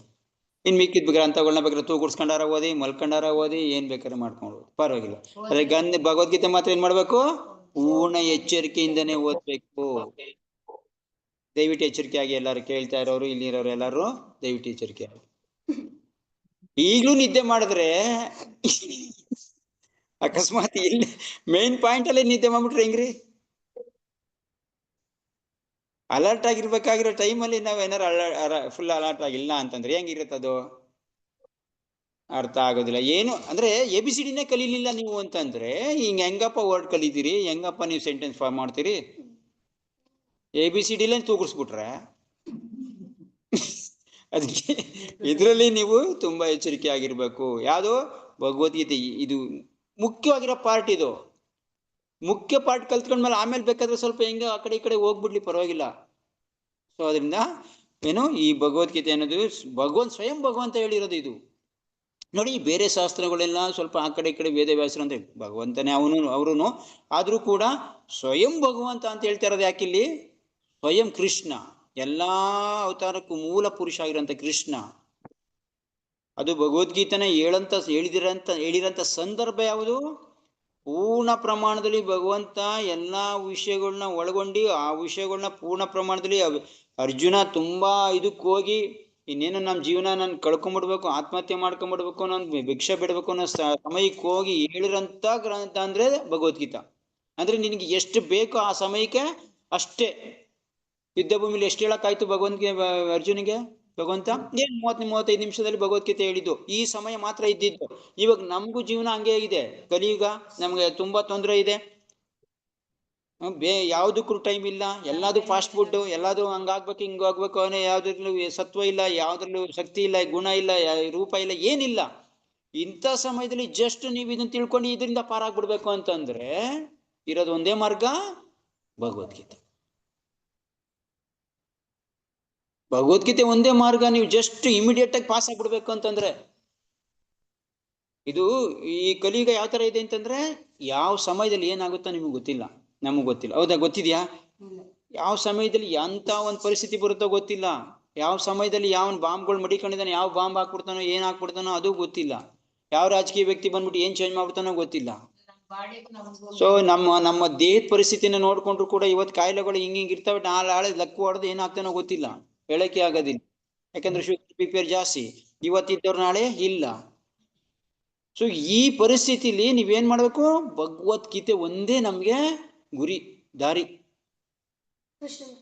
ಕೃಷ್ಣನ ಹತ್ರ ಹೋಗಕ್ಕೆ ಒಂದೇ ದಾರಿ ಅಂತಂದ್ರೆ ಭಗವದ್ಗೀತೆ. ಬೇರೆಲ್ಲ ದಾರಿ ಇದಾವೆ, ಇಲ್ಲ ಅಂತಲ್ಲ. ಎಷ್ಟೊಂದು ಶಾಸ್ತ್ರಗಳು, ಎಷ್ಟೊಂದು ಪುರಾಣಗಳು, ಎಷ್ಟೊಂದು ವೇದಿಕ ಜ್ಞಾನಗಳು ಎಲ್ಲ ಇದೆ. ಆದ್ರೆ ಮಾಡಕ್ಕೆ ಎಲ್ಲಿದೆ ಕಲಿಯುಗದಲ್ಲಿ ಜನಕ್ಕೆ ಇದು ಪರಿಸ್ಥಿತಿ, ಅಂತ ಬುದ್ಧಿ, ಅಂತ ಒಂದು ಅವಕಾಶ ಎಲ್ಲಿದೆ ಇವಾಗ? ಅದಕ್ಕೆ ಮುಖ್ಯವಾಗಿ ನಿಮ್ಮ ಹತ್ರ ಯಾವಾಗ್ಲೂ ಕೂಡ ಏನಿರ್ಬೇಕು? ಭಗವದ್ಗೀತೆ ಅನ್ನೋದು ಇರ್ಬೇಕು. ಓದಿ, ಬೇರೆದೆಲ್ಲ ಓದಿ, ಟೈಮ್ ಇದ್ರೆ ನಿಮ್ಗಿದ್ರೆ ಓದಿ. ಆದ್ರೆ ಫಸ್ಟ್ ನೀವು ಪ್ರಿಫರೆನ್ಸ್ ಕೊಡ್ಬೇಕಾಗಿರೋದು ಅದಕ್ಕೆ ಭಗವದ್ಗೀತೆ. ಸೊ ಅದನ್ನ ಹೇಳ್ತಾ ಇರೋದು ಇಲ್ಲಿ. ಒಂದು ಕೃತಿ ಸಾಕು, ಯಾವುದು? ಭಗವದ್ಗೀತಾ. ಸೊ ಬೇರೆ ಅಗತ್ಯ ಇಲ್ಲ ಅಂತ. ಯಾಕೆಂದ್ರೆ ಅದು ಎಲ್ಲಾ ವೈದಿಕ ಸಾಹಿತ್ಯದ ಸಾರ. ಇನ್ನೊಂದೇನು, ಈ ಭಗವದ್ಗೀತೆ ಅನ್ನೋದು ಮುಂದೆನೂ ಬರುತ್ತೆ. ಭಗವದ್ಗೀತೆ ಅನ್ನೋದು ಸಾರ, ಎಲ್ಲಾ ವೈದಿಕ ಗ್ರಂಥಗಳದ್ದು ಸಾರ. ನಾನು ಅವಾಗ ಹೇಳ್ತಾ ಇರ್ತೀನಿ, ಹಾಲ್ದು ಸಾರ ಏನು? ಹಾಲ, ಒಂದು 10 ಲೀಟರ್ ಹಾಲ ನೀವೇನಾದ್ರೂ ಕಾಯಿಸಿ ಮಾಡಿ 10 ಲೀಟರ್ ಹಾಲು ಕುಡಿತೀರಿ ಅಂತ ಅನ್ಕೊಂಡು ಕೆಪಾಸಿಟಿ ಇದ್ರೆ ಕುಡಿಯೋಣ. ಆಗ್ಲಿಲ್ಲ ಅಂತಂದ್ರೆ ನೀವು ಒಂದು ಇಷ್ಟು ತುಪ್ಪನ ತಿಂದ್ರೆ ಮುಗೀತು, 10 ಲೀಟರ್ ಹಾಲು ಕುಡಿದಷ್ಟು ಸಮ. 10 ಲೀಟರ್, 1 ಲೀಟರ್ ತಗೊಳ್ಳಿ, 1 ಲೀಟರ್ ಹಾಲು ಕುಡಿದು ನಿಮ್ಗೆ ಏನ್ ಶಕ್ತಿ ಬರುತ್ತೋ, ಏನಾಗುತ್ತೋ ಅಂಥದ್ದನ್ನ ಬರೀ 1 ಸ್ಪೂನ್ ತುಪ್ಪ ತಿಂದ್ರೆ ನೀವು 1 ಲೀಟರ್ ಹಾಲು ಕುಡ್ದಂಗೆ ಸಮ. ಯಾಕಪ್ಪ ಹೊಟ್ಟೆ ತುಂಬಿಸ್ಕೊಂಡು ಹಾಲು ಕುಡ್ಕೊಂಡು ನೀವು ಯಾವ್ದು ಮಾಡ್ತೀರಿ? 1 ಸ್ಪೂನ್ ತುಪ್ಪ ತಿನ್ಕೊಂಡು ಜೀವನ ಮಾಡ್ಬೋದು. ಯಾಕೆಂತಂದ್ರೆ ಹಾಲ್ದೆಲ್ಲ ಸಾರ ಯಾವ್ದ್ರಲ್ಲಿ ಅಡಗಿದೆ? ತುಪ್ಪದಲ್ಲಿ ಅಡಗಿದೆ. 1 ಸ್ಪೂನ್ ತುಪ್ಪದಲ್ಲಿ ಅಡಗಿದೆ. ಅದ್ರಲ್ಲಿರೋಂಥ ಸಾರ ರೂಪ ಅಂತಂದ್ರೆ ಘನ, ಈ ರಸ ಅಂತ ಹೇಳ್ತೀವಲ್ಲ ಅದು. ಅಂದ್ರೆ ಅದನ್ನ ಮಾಡೋದು ಒಂದೇ, ಇಷ್ಟು ಮಾಡೋದು ಒಂದೇ ಅಂತ ಅರ್ಥ. ಸೊ ಅಂದ್ರೆ ಎಲ್ಲಾ ವೇದಗಳ ಸಾರ ಆಗಿರೋಂಥದ್ದು ಭಗವದ್ಗೀತೆ ಅಂತ ಇದ್ರಲ್ಲಿ ಹೇಳ್ತಾ ಮುಂದೆ ಬರುತ್ತೆ, ಮುಂದಿನ ಸೂಕ್ತದಲ್ಲಿ ಯಾವಾಗ ನೋಡೋಣ. ಓಕೆ, ಈ ತರ 4ನೇ ಸೂಕ್ತ ಹೇಳುತ್ತೆ. 5ನೇ ಸೂಕ್ತ, ಭಾರತಾಮೃತ ಸರ್ವಸ್ವ ವಿಷ್ಣು ಗೀತಾ ಗಂಗೋದಕಂ ಪೀತ್ವಾ ಪುನರ್ಜನ್ಮನ ವಿದ್ಯತೆ. ಎಷ್ಟು ಮಹತ್ವವಾಗಿ, ಎಷ್ಟು ಚೆನ್ನಾಗಿ ಹೇಳ್ತಾ ಇದ್ರು ನೋಡಿ. ಗೀತಾ ಗಂಗೋದಕ, ಇದೇನು? ಗಂಗಾದ ಉದಕ ಅಂದ್ರೆ ಪಾನಿ, ನೀರು. ಯಾವ್ದ್ರದ್ದು? ಗಂಗಾ. ಗಂಗಾ ನೀರ್ನ ಕುಡಿದ್ರೆ ಪುನರ್ಜನ್ಮನ ವಿದ್ಯತೆ. ಈ ಗೀತಾನ ಗಂಗಾ ಜಲನ ನೀವೇನಾರ ಕುಡಿದ್ರೆ, ಗೀತನೇನಾರ ಕುಡಿದ್ರೆ ನೀವು ಏನಿಲ್ಲ ನಿಮ್ಗೆ. ಸೊ ನಮ್ದು ಇಷ್ಟೆಲ್ಲ ವೈದಿಕ ಶಾಸ್ತ್ರ ಇರೋದೆಲ್ಲ ಇದು ಈ ಜನ್ಮದಿಂದ ತಪ್ಸ್ಕೊಳಕ್ಕೆ. ಇಷ್ಟೊಂದೆಲ್ಲ ಇಷ್ಟೊಂದು ಋಷಿಮುನಿಗಳು ಏನೇನೆಲ್ಲ ಮಾಡ್ತಾ ಇದಾರಲ್ವಾ, ಇದ್ರದ್ದೆಲ್ಲ ಈವನ್ ಭೌತಿಕವಾಗಿ ಕೂಡ ನೀವು ಇಂಡೈರೆಕ್ಟ್ ಆಗಿ ಮಾಡ್ತಾ ಇರೋದು ಅದನ್ನೇ, ಈ ಜನ್ಮದಿಂದ ತಪ್ಸ್ಕೊಳಕ್ಕೋಸ್ಕರ. ಆದ್ರೆ ಏನ್ ಮಾಡ್ತಾ ಇದೀವಿ? ಅದು ಗೊತ್ತಿಲ್ಲದೆ ಬೇರೆ ಬೇರೆ ತರ ತಿಳ್ಕೊಂಡಿದೀವಿ ಅಷ್ಟೇ. ಸೊ ಪುನರ್ಜನ್ಮ ಬೇಡ ಅಂತಂದ್ರೆ ನಿಮ್ಗೆ ಈ ಗಂಗೋ ಜಲನ ನೀವು ಈ ಗೀತಾನ ಗಂಗಾ ಜಲನ ಕುಡಿಬೇಕು. ಕುಡಿಯೋದು ಅಂದ್ರೆ ಒಂದಿನಕ್ಕೆ ಕುಡಿದ್ರೆ ಆಗೋಗುತ್ತಾ? ನೀರ್ ಕುಡಿದ್ಬಿಟ್ಟು ಆಗೋಗುತ್ತೆ ಕೆಲಸ? ಇಲ್ಲ, ದಿನ ಕುಡಿಬೇಕು. ಬೆಳಿಗ್ಗೆ ದಿನ ನಿಮ್ಗೆ ನೀರ್ ಕುಡಿಸೋದು. ಯಾಕೆ? ದಿನ ಮಾಡದಂತ ಕೊಳೆ ಎಲ್ಲ ಆ ನೀರಲ್ಲಿ ಹೋಗ್ಲಿ ಅಂತ. ನೆನ್ನೆ ದಿನವೆಲ್ಲ ಮಾಡಿರ್ತೀರಲ್ವಾ, ಬೇಡದರ ತಿಂದಿರ್ತೀರ, ಅದು ತಿಂದಿರ್ತೀರ. ಬೆಳಿಗ್ಗೆ 1 ಲೋಟ 2 ಲೋಟ ನೀರ್ ಕುಡಿದ್ರೆ ಏನಾಗುತ್ತೆ? ಅದು ಸ್ವಲ್ಪನಾದ್ರೂ ನಿಮ್ಗೆ ಅದು ಹೋಗಿರುತ್ತೆ, ಕೆಟ್ಟದೆಲ್ಲ ವಿಷಯ ಎಲ್ಲ ಹೋಗಿರುತ್ತೆ. ಅದೇ ತರ ನಾವು ಪ್ರತಿನಿತ್ಯ ಮಾಡಿದಂತ ಪಾಪಗಳು, ಪ್ರತಿನಿತ್ಯ ಮಾಡಿದಂತ ಬೇಡದಂತ ಕೆಲ್ಸಗಳದ್ದು ಕೊಳೆಗೆ ಹೋಗ್ಬೇಕಾದ್ರೆ ಭಗವದ್ಗೀತೆನ ಅಧ್ಯಯನ ಮಾಡ್ಲೇಬೇಕು. ಭಗವದ್ಗೀತೆ ಏನ್ ಮಾಡ್ತಾ ಇರುತ್ತೆ, ಪ್ರತಿನಿತ್ಯ ನಮ್ದು ಕೊಳೆನ ತೆಗ್ದಾಕ್ತಾ ಇರುತ್ತೆ. ಒಂದೇ ಸರಿ ತೆಗ್ದಾಕ್ಬಿಡುತ್ತೆ, ಪುನಃ ಬೇಕಾದ್ರೆ ತೆಗ್ದಾಕುತ್ತೆ, ಆದ್ರೆ ಅಷ್ಟೇ ತೀವ್ರವಾಗಿ ಮಾಡ್ಬೇಕಾಗುತ್ತೆ. ನೀವು ದಿನನಿತ್ಯ ಓದಿಲ್ಲ ಅಂತಂದ್ರೆ ಆಗುತ್ತಾ? ಆತರ ಮಾಡಕ್ಕೆ ಆಗೋದಿಲ್ಲ. ಅದಕ್ಕೆ ಏನ್ ಮಾಡಿ, ದಿನನಿತ್ಯ ಇದನ್ನ ಅಭ್ಯಾಸ ಮಾಡ್ತಾ ಇರಿ, ಇದು ನಾವು ಕೊಳೆನ ಕಳ್ಕೊತೀವಿ. ಸೊ ಹೇಳ್ತಾ, ಗಂಗಾಜಲವನ್ನು ಕುಡಿದವನಿಗೆ ಮುಕ್ತಿಯು ದೊರೆಯುತ್ತದೆ ಎಂದ ಮೇಲೆ ಭಗವದ್ಗೀತೆ ಅಮೃತವನ್ನು ಕುಡಿದವನ ವಿಷಯ ಹೇಳುವುದೇನಿದೆ? ಬರೀ ಗಂಗಾಜಲನ ಕುಡಿದ್ರು ಸಾಕು ನಮ್ಗೆ ಮುಕ್ತಿ ದೊರೆಯುತ್ತೆ ಅಂತ ಶಾಸ್ತ್ರದಲ್ಲಿ ಎಷ್ಟೋ ಕಡೆ ಹೇಳುತ್ತೆ. ಹಂಗಂದ್ಮೇಲೆ ಭಗವದ್ಗೀತೆ ಅಮೃತನ ಕುಡಿದ್ಮೇಲೆ ಅವನ್ ಕತೆ ಕೇಳ್ಬೇಕಾ? ಹೇಳಂಗೆ ಇಲ್ಲ. ಅಚ್ಚ ನಿಜ ನೋಡಿದ್ರೆ ಭಗವದ್ಗೀತೆಯು ಮಹಾಭಾರತದ ಅಮೃತ ಸ್ವರೂಪ, ಮಹಾಭಾರತದ ಅಮೃತ ಸರ್ವಸ್ವ. ಅದನ್ನು ಮೂಲ ವಿಷ್ಣುವಾದ ಶ್ರೀಕೃಷ್ಣನೇ ಹೇಳಿದ್ದಾನೆ. ಸೊ ಇದೇನಿದು ಮಹಾಭಾರತದಲ್ಲಿ ಬರುವಂತ ಅಮೃತವಾಗಿರಂತ ಸರ್ವಸ್ವ, ಎಲ್ಲಾ ರೀತಿಯಿಂದನೂ ಸರ್ವಸ್ವವಾಗಿರುವಂತ ಅಮೃತ ಇದು ಅಂತದ್ದು. ಸೊ ಅದನ್ನ ಕುಡಿದ್ರೆ ಸಾಕು, ಪುನರ್ಜನ್ಮ ಇಲ್ಲ ಅಂತ. ನೆಕ್ಸ್ಟ್ ಹೇಳ್ತಾರೆ, ಸರ್ವೋ ಉಪನಿಷದೋ ಗಾವೋ ದೋಗ್ಧ ಗೋಪಾಲನಂದ ಪಾಂಡೋ ಗೀತಾಮೃತ ಮಹಾ. ಇದೊಂದು ಶ್ಲೋಕ ಸಾಕು ಭಗವದ್ಗೀತೆನ ಓದಕ್ಕೆ. ನಮಗ್ ಬೇಕಾಗಿರೋದು ಒಂದು ಶ್ಲೋಕ ಸಾಕು. ಏನ್ ಹೇಳ್ತಾ ಇದೆ? ಸರ್ವ ಉಪನಿಷದೋಗ, ಉಪ ಹೇಳ್ತಾ ಇದೆ. ಕೊಟ್ಟು ಹೇಳ್ತಾ ಇದೆ, ಸರ್ವ ಉಪನಿಷತ್ತೋ ಗಾವು. ಎಲ್ಲಾ ಉಪನಿಷತ್ ನೋಡಿ, 108 ಉಪನಿಷತ್ ಇದೆ. ಮತ್ತೆ ಪುರಾಣಗಳಿದೆ, 8 ಪುರಾಣಗಳಿದೆ, ಮತ್ತೆ ಉಪಪುರಾಣಗಳಂತಿದೆ, ಮಹಾಭಾರತ ಇದೆ, ರಾಮಾಯಣ ಇದೆ, ಎಲ್ಲಾ ಗ್ರಂಥಗಳು, ತುಂಬಾ ಗ್ರಂಥಗಳು ಇದೆ ಅಂತ ಇಟ್ಕೊಳ್ಳಿ ನಮ್ಮ ಶಾಸ್ತ್ರ. ಉಪನಿಷತ್ ತಗೊಂಡ್ರೆ ತುಂಬಾ ಗ್ರಂಥಗಳಿದೆ. 4 ವೇದ ಇದೆ, ಅದ್ರ ಉಪನಿಷತ್ತು ಈ ತರ ಅದ್ರದ್ದು ಕವಲು ಬರುತ್ತೆ, ತುಂಬಾ ಬರುತ್ತೆ. ಸರ್ವ ಉಪನಿಷತ್, ಎಲ್ಲಾ ವೇದಗಳನ್ನ ನಮ್ದು ಹಸುಗೆ ಬಳಸಿದ್ದಾರೆ. ಸೊ ಗಾವ ಅಂದ್ರೆ ಹಸು. ದೋಗ್ಧ ಗೋಪಾಲನಂದ್ರ, ದೋಗ್ಧ ಅಂದ್ರೆ ಹಾಲ್ ಕರಿಯೋನು. ಈ ಹಸುವಿನಲ್ಲಿ ಹಾಲ್ ಕರಿಯೋನು ಯಾರು? ಗೋಪಾಲನಂದನ. ಗೋಪಾಲನಂದನ ಯಾರು? ಕೃಷ್ಣ. ಗೋಪಾಲನಂದನ ಅವನು ಹಸುದು ಹಾಲ್ ಕರಿತ. ಅಂದ್ರೆ ಭಗವದ್ಗೀತೆಯಲ್ಲಿ ಏನ್ ಸಾರ ಇದೆಯೋ ಅದನ್ನ ಕರಿತಾ ಇದ್ದಾನೆ. ಹಸುಗೋಲ್ಸಿರೋ ಎಲ್ಲಾ ಉಪನಿಷತ್ತುಗಳು, ಎಲ್ಲಾ ವೇದಗಳನ್ನ ಹಸುಗೆ ಯಾಕೆ ಹೋಲಿಸಿದರೆ? ಪೂರ್ಣ ಹಸು ಅದು. ಆದ್ರೆ ಹಸುದು ಸಾರ ಏನು? ಹಸುವಿಂದ ಮುಖ್ಯವಾಗಿರೋ ಪಾರ್ಟ್ ಯಾವುದು? ಹಾಲು. ಹಾಲು ತುಂಬಾ ಮುಖ್ಯವಾಗಿರೋದು ಹಸುವಿಂದ ಕಳ್ಕೊಳ್ಳೋದು. ಸೊ ಈ ಹಾಲ್ನ, ಈ ಸಾರನ ಕೃಷ್ಣ ಕರಿತಾ ಇದ್ದಾನೆ. ಕೃಷ್ಣನವನು ಅದನ್ನ ಕರಿತಾ ಇದ್ದಾನೆ. ನಮ್ಮ ವೇದಗಳು ಇರೋಂಥದನ್ನ ಸಾರ ರೂಪದಲ್ಲಿ ಒಂದ್ ಕಡೆ ತಂದಿಟ್ಟಿದ್ರೆ ಭಗವದ್ಗೀತೆಯಲ್ಲಿ ಎಲ್ಲ ಒಂದ್ ಕಡೆ ಇದೆ ಅಂತ ಅರ್ಥ. ಸೊ ಇದನ್ನ ಹಾಲ್ನ ಕೃಷ್ಣ ಕರಿತಾ ಇದ್ದಾನೆ. ಈ ಹಾಲ್ ಕರಿಯಕ್ಕೆ ಒಂದು ಕರು ಬೇಕು. ಫಸ್ಟ್ ಕರು ಬಿಟ್ಬಿಟ್ಟು ಹಾಲು ಕರ್ಕತೀವಲ್ವಾ, ಅದೇ ತರ ಅರ್ಜುನ ಮಾಡ್ಕೊಂಡಿದ್ದಾನೆ. ಕರುವಾಗಿ ಅರ್ಜುನನ ಮಾಡ್ಕೊಂಡಿದ್ದಾನೆ. ಅಂದ್ರೆ ಭಗವದ್ಗೀತೆ ಹೇಳೋ ಮೂಡಲ್ಲಿ ಇರ್ಲಿಲ್ಲ ಕೃಷ್ಣ, ಮೂಡಲ್ಲಿ ಇದ್ದ. ಬಟ್ ಯಾವ್ದಾರ ಒಂದು ವಿಷಯ ಬೇಕಿತ್ತಲ್ಲ, ಯಾರು ಅದಕ್ಕೆ ಇದ್ಬೇಕಾಯ್ತಲ್ಲ, ಏನ್ ಮಾಡ್ದ? ಅರ್ಜುನನ ಮೋಹ ಬರ್ಸಿ, ಅರ್ಜುನ ಹಂಗೆ ಆ ಮೋಹ ಬಂದ್ಮೇಲೆ ಕೃಷ್ಣ ಹೇಳೋ ತರ ಅದಕ್ಕೊಂದು ಮಾಡ್ಕೊಂಡ. ಅರ್ಜುನ ಮೋಹ ಬಂತು. ಅರ್ಜುನ ಮೋಹ ಬಂದಾಗ ಕೃಷ್ಣ ಭಗವದ್ಗೀತೆ ಹೇಳಕ್ಕೆ, ಅರ್ಜುನ ಇದೆಲ್ಲ ಬಾಯ್ಲಿ ಇದು ಅಂತ ಅಂದ್ಬಿಟ್ಟು ಭಗವದ್ಗೀತೆ ಹೇಳಕ್ ಶುರು ಮಾಡ್ದ. ಹೌದಲ್ಲ? ಸೊ ಭಗವದ್ಗೀತೆ ಹೇಳಕ್ಕೋಸ್ಕರ ಅರ್ಜುನನ್ನ ಕರುವಾಗಿ ಮಾಡ್ಕೊಂಡ. ಅಂದ್ರೆ ಈ ಉಪನಿಷತ್ತಲ್ಲಿ ಹಸುಗೋಲ್ಸಿದಾರಲ್ಲ, ಹಸುವಿಂದ ಕಾಲ್ ಕರಿಯಕ್ಕೋಸ್ಕರ ಒಂದ್ ಕರು ಬೇಕು. ಆ ಕರುನ ಅರ್ಜುನನ ಮಾಡ್ಕೊಂಡ. ಸೊ ಹಾಲು ಕರೆದಾಯ್ತು, ಉಪನಿಷತ್ತಲ್ಲಿ ಭಗವದ್ಗೀತೆ ಬಂದಾಯ್ತು. ಇದನ್ನ ಕುಡಿಯೋರು ಯಾರು? ಹಾಲ್ನ ನೀವು. ಈಗ ಹಾಲು ನಾವು ಕುಡಿತಾ ಇದೀವಿ, ಕುಡಿತಾ ಇರೋರು ಯಾರು? ನೀವು. ಅಂದ್ರೆ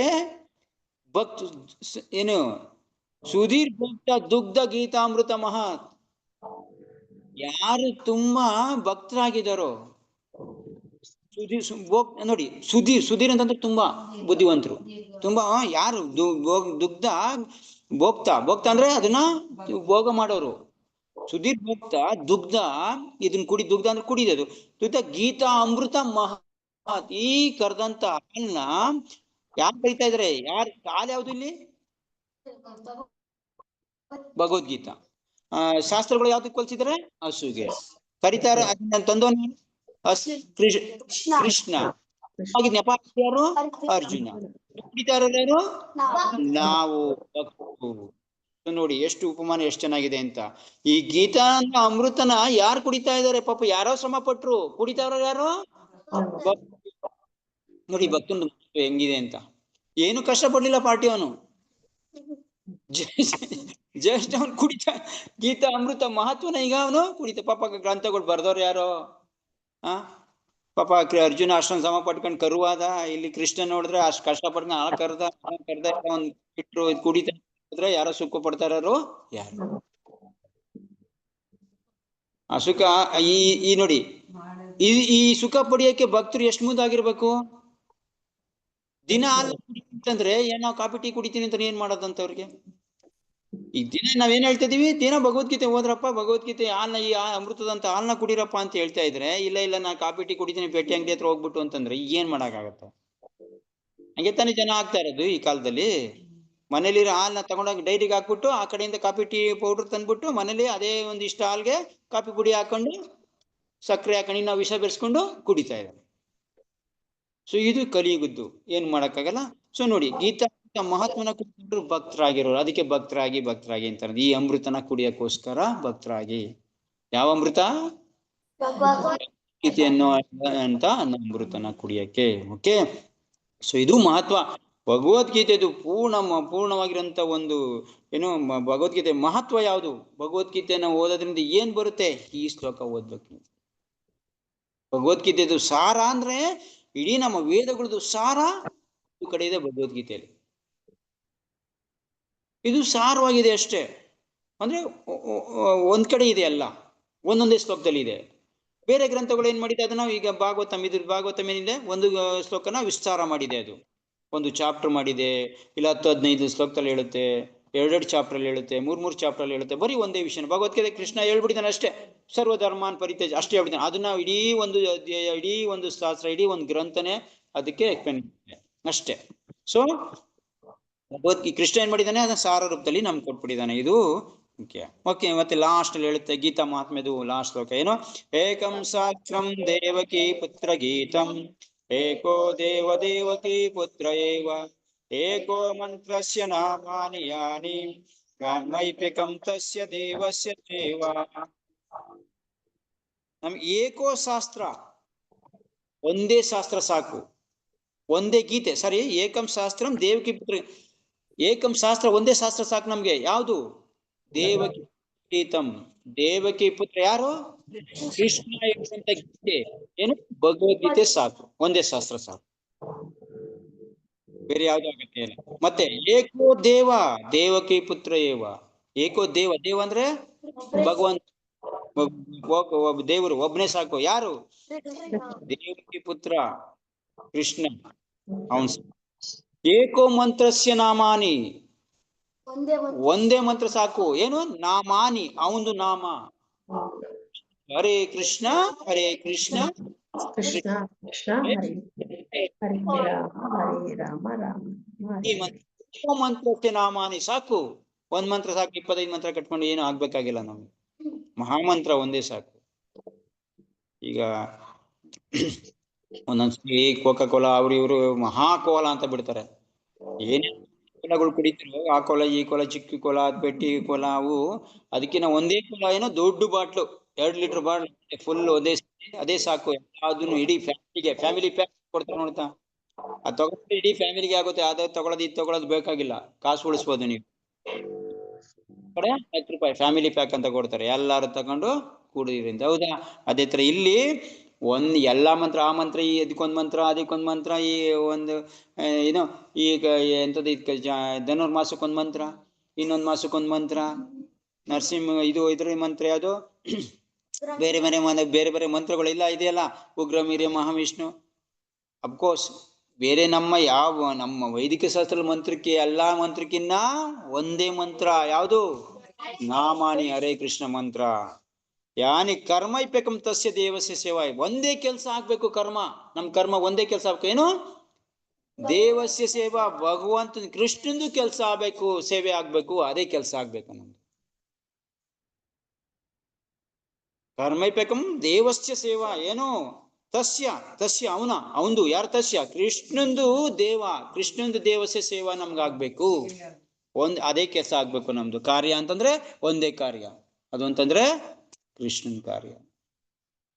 ಯಾವಾಗ ನಾವು ಈ ತರ ಇದನ್ನ ಅರ್ಥ ಮಾಡ್ಕೊಂಡು ಭಗವದ್ಗೀತೆ ಓದಕ್ ಶುರು ಮಾಡ್ತೀವೋ, ಸೊ ಭಗವಂತನೇ ಎಲ್ಲ ಅಂತ ವಿಶ್ವಾಸ ಬರ್ತಾ ಓದ್ತಾ ವಿಶ್ವಾಸ ಬರುತ್ತೆ. ಇವಾಗ ನೀವು ಭಗವದ್ಗೀತೆ ಓದ್ತಾ ಇದ್ರಿ ಅಂತಂದ್ರೆ ಕೃಷ್ಣ ಮೇಲೆ ವಿಶ್ವಾಸ ಇಡ್ಬೇಕು. ಈಗ ಭಗವದ್ಗೀತೆಯಲ್ಲಿ ಇನ್ನ 6 ಅಧ್ಯಾಯದವರೆಗೂ, ಮೊದಲು 6 ಅಧ್ಯಾಯದವರೆಗೂ ಕೃಷ್ಣ ವಿಶ್ವಾಸ ಬರ್ಸಕ್ಕೋಸ್ಕರ ಸ್ವಲ್ಪ ವಿಷಯ ಹೇಳ್ತಾನೆ. ಮೊದಲು 6 ಅಧ್ಯಾಯದಲ್ಲಿ ನಿಮ್ಗೆ ಭಗವಂತ ಯಾರು ಏನು ಅಂತ, ಅಕಸ್ಮಾತ್ ನೀವು ಎಲ್ಲಾ ಭಗವದ್ಗೀತೆ ಏನು ಗೊತ್ತಿಲ್ಲ, ನನಗೆ ಯಾವ ವಿಷಯನೂ ಗೊತ್ತಿಲ್ಲ ಅಂತ ಏನಾರ ಮೈಂಡ್ ಖಾಲಿ ಮಾಡ್ಕೊಂಡು ಕೇಳಿದ್ರೆ, ಇದು 6ನೇ ಅಧ್ಯಾಯದವರೆಗೂ ಕೃಷ್ಣ ಯಾರು ಅಂತಾನೆ ಗೊತ್ತಾಗಲ್ಲ ನಿಜ ನೋಡಿದ್ರೆ.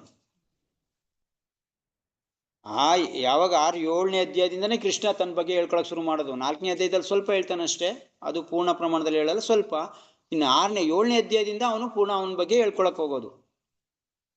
ಸೊ ಇವ ನಮ್ಗೆ ಗೊತ್ತಿರೋದಕ್ಕೆ ಗೊತ್ತಾಗ್ತಾ ಇದೆ. ಮತ್ತೆ ಇನ್ನೊಂದೇನಂದ್ರೆ, ಪ್ರಭುಪಾದ ಮೊದಲನೇ ಶ್ಲೋಕ ಮೊದಲನೇ ಲೈನ್ದಾನೆ ಮಾಡ್ಬಿಡ್ತಾರೆ ಕೃಷ್ಣ ಯಾರು, ಕೃಷ್ಣ ಏನು ಅಂತ. ಇದು ಪ್ರಭುಪಾದದ್ದು ತುಂಬಾ ಅದ್ಭುತ ಕಾರ್ಯ. ಅವ್ರು ಏನು ಇದ್ರಲ್ಲಿ ಹೇಳ್ತಾರೆ, ಇದನ್ನ ಅವ್ರು ಏನೇ ಹೇಳಿದ್ರು ಅದು ಯಾವ್ದೋ ಒಂದು ಇದಕ್ಕೆ ಅಳವಡಿಸಿದ್ರು ಕೂಡ ಅದು ಭಕ್ತಿಕ್ಕೇನೆ ಅಳವಡಿಸಿದ್ದಾರೆ. ಇದಕ್ಕೆ ಇದನ್ನ ಭಕ್ತಿ ಭಾವಾರ್ಥ ಅಂತ ಕರೆಯೋದು. ಇದಕ್ಕೆ ಎಷ್ಟೋ ಜನ ಎಲ್ಲಾರ ಪ್ರಭುಪಾದ ಹೊಸಬ್ರು ಏನಾರು ಓದಿದ್ರೆ ಭಗವದ್ಗೀತೆ, ಪ್ರಭುಪಾದ ಬೇಕೆಲ್ಲ ಬರೀ ಕೃಷ್ಣ ಕೃಷ್ಣ ಅಂದವ್ರೆ, ಎಲ್ಲಾ ಕಡೆ ಕೃಷ್ಣ ಇಲ್ಲ ಅಂದ್ರು ಕೃಷ್ಣ ತಂದವ್ರೆ.